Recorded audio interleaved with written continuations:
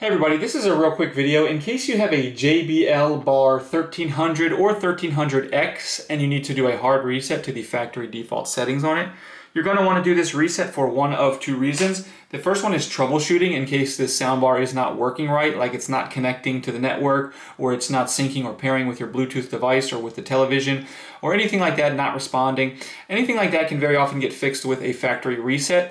The other reason you might want to do this is, for whatever reason you want to wipe everything off of it so you can set it up new. Maybe you're changing networks, maybe you're moving to a new home, whatever. It's, a good step is to just clear everything out, and then you can just basically set it up like it's coming out of the box for the first time.